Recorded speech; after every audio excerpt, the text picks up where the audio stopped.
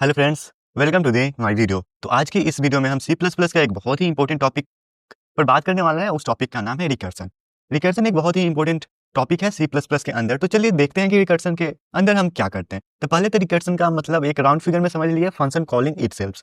It means मैंने एक function बनाया और उस फंक्शन के अंदर ही उस फंक्शन का कॉल लगा दिया, तो वहां पे हमारा रिकर्सन काम करता है। तो आपको एक एग्जाम्पल के थ्रू हम समझाने का कोशिश करते हैं कि आखिरकार रिकर्सन काम करता कैसे।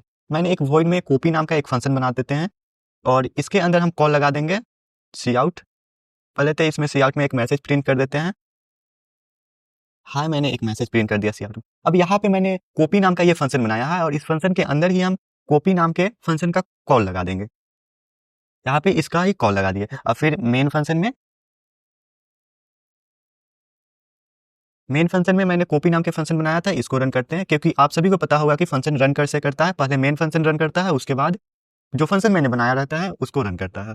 तो यहाँ पे हम अपना प्रोग्राम रन करके देखते हैं कि फंक्शन के अंदर ही फंक्शन का कॉल लगाने के बाद होता क्या है।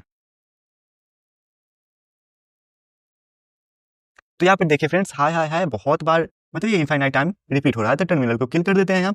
तो यहाँ पर आप समझ पाते होंगे कि अगर हमने फंक्शन के अंदर ही फंक्शन का कॉल लगा दिया तो वो इनफाइनाइट टाइम तक वही मैसेज प्रिंट होते रहेगा। तो रिकर्सन यहाँ पे इस तरह से वर्क करता है। तो ये ऐसा नहीं है कि मैंने इसमें फंक्शन के अंदर फंक्शन का कॉल लगाया है प्रिंट करके तो सिर्फ यही काम करेगा। ये मेरा जब कोडिंग करते हैं तो वहां पर ये ऐसे यूज करते हैं जैसे कि हमने एक फंक्शन बना दिया, उस फंक्शन को हमको बार बार रन करवाना है, तो सिंपली उसका नाम डायल करेंगे मेन फंक्शन के अंदर, वो फंक्शन ऑटोमेट यहाँ पे आके रन करना स्टार्ट कर देता है। तो यहाँ पे हमारे रिकर्सन बहुत ही इंपॉर्टेंट रोल प्ले करता है हमारे कोडिंग के अंदर। तो आपको हम एक और क्वेश्चन के माध्यम से हम रिकर्सन को और अच्छे वे में डिफाइन करते हैं। फ्रेंड्स, यहाँ पे मैंने एक क्वेश्चन लिया है, print n to 1 with recursion. n value हम यूजर से लेंगे, n की जगह वो यूजर कुछ भी डाल सकते हैं, 8 9 10 कुछ भी, और फिर हम उसको डिक्रीजिंग ऑर्डर में n to 1 तक हमको प्रिंट करना है with the help of recursion. तो ये काम कैसे करेगा रिकर्सन यहाँ पे, तो चलिए शुरू करते हैं। तो पहले तो हम अपना यहाँ पे एक मेन फंक्शन बनाते हैं, उसमें एक नंबर ले लेंगे जो यूजर देगा हमको। सॉरी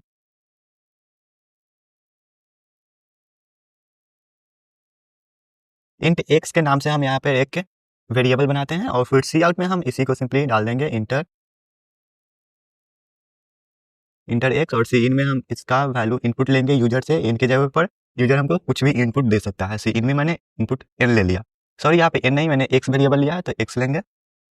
और फिर यहाँ पर हमको प्रिंट नाम का एक फंक्शन ऊपर बनाएंगे और यहाँ पे प्रिंट के अंदर हमने एक्स वेरिएबल लिया है, एक्स को कॉल लगा देंगे, सेमीकोलन से इन कर देंगे। अब यहाँ पे आते हैं, मैंने प्रिंट नाम से एक फंक्शन यहाँ पे कॉल लगाया, तो उसको अगर हम इसमें डाल देंगे फिर काम करें। तो मैंने यहाँ पे वॉइड के अंदर एक प्रिंट नाम से फंक्शन बनाते हैं और इसके अंदर मैंने इंट लिया था जो यूजर से इनपुट में डलाया था, तो इंट एक्स यहाँ पे हमने डाल दिया।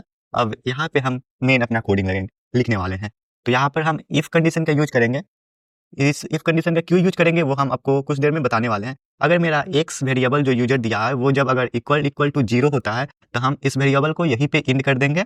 तो यहाँ पे इंड करने के लिए रिटर्न का हम यूज कर दे रहे हैं और यहाँ पर सिंपली हम सी आउट डालेंगे। सॉरी, यहाँ पे सी आउट डालेंगे। मैंने एक्स वेरिएबल लिया है तो एक्स का, और फिर सिंपली ENDL लगा देंगे। और इसके बाद हमको डिक्रीजिंग ऑर्डर में दिया है, मतलब मेरा यूजर अगर एक्स की जगह पर 9 वैल्यू देता है तो हमको 9 - 1 प्रिंट करवाना है, फिर 8 - 1, फिर 7 - 1, मतलब एक्स में से हर एक टाइम हमको एक वैल्यू कम करवाना है। तो मैंने प्रिंट नाम से फंक्शन बनाया था। प्रिंट नाम के अंदर हम एक छोटा सा कोड लिखेंगे, जैसे एक्स मैंने यूजर से लिया है और यहाँ पर हमको -1 के ऑर्डर में डिक्रीज करवाना है। एक एक माइनस होते जाएगा नंबर के अंदर, जैसे 8 - 1 7, इस प्रोसेस में मेरा नंबर माइनस होना चाहिए। तो यहाँ पे मैंने ये डाल दिया। तो अब हम आपको इसको अच्छे वे में डिफाइन कर देते हैं। पहले तो मैंने इंट एक्स एक नंबर वेरिएबल लिया, वो उसको हमने सी आउट में दिखा दिया। इंटर एक्स वेरिएबल डालना है, एक्स के अंदर यूजर हमारा इनपुट में कुछ भी डाल सकता है, XYZ, इट मींस कोई भी नंबर दे दिया। फिर मैंने प्रिंट कर दिया एक्स को। अब यहाँ पे जब मैं प्रिंट के अंदर जब कॉल लगा दिया तब सबसे पहले ये प्रोसेस होगा, फिर प्रिंट के अंदर जब मैंने कॉल लगा दिया तो ये प्रोसेस फिर यहाँ पे आ जाएगा। तो यहाँ पे प्रिंट इंट एक्स मैंने ये वेरिएबल बनाया था तो इसको डाल देंगे, मतलब। और फिर इफ कंडीशन का यहाँ पे हमने इसलिए यूज किया कि हमको हम अपना प्रोग्राम उस समय रोकना है जब x = 0 हो। अगर ये कंडीशन नहीं लगाएंगे तो फिर ये माइनस में जाने लगेगा, तो प्रोग्राम मेरा रन नहीं करेगा सही वे में, मतलब प्रोग्राम मेरा डिफॉल्ट हो जाएगा। तो मैंने यहाँ पे इफ कंडीशन का यूज इसलिए किया कि मेरा प्रोग्राम अगर x का वैल्यू 0 आ जाए तो रुक जाए। फिर मैंने सी आउट एक्स, मतलब x को प्रिंट करवा दिया। x अगर यूजर ने 9 दिया है तो पहले 9 प्रिंट होगा, फिर 9 में से 1 घटेगा तो कितना प्रिंट होगा, 8 प्रिंट होगा। फिर यहाँ का प्रोसेस जब 8 हो जाएगा तो फिर ये रिपीट होगा, यहाँ आएगा, फिर चेक करेगा x = जीरो नहीं है, मतलब एक्स का वैल्यू जब 9 में से 1 हटा तो एक्स का वैल्यू 8 बचा, तो 8 इक्वल टू जीरो नहीं है, तो फिर ये रन करेगा, फिर 8 में से 1 माइनस होगा, 7 प्रिंट होगा। वैसे ही करके जब एक्स इक्वल टू जीरो आ जाएगा तो मेरा टर्मिनल यहीं पे रुक जाएगा। तो इस प्रोसेस में मेरा ये प्रोग्राम रिकर्सन चलेगा और मेरा वैल्यू प्रिंट कर देगा। तो मैं एक वैल्यू प्रिंट करवा के आपको दिखा देता हूँ।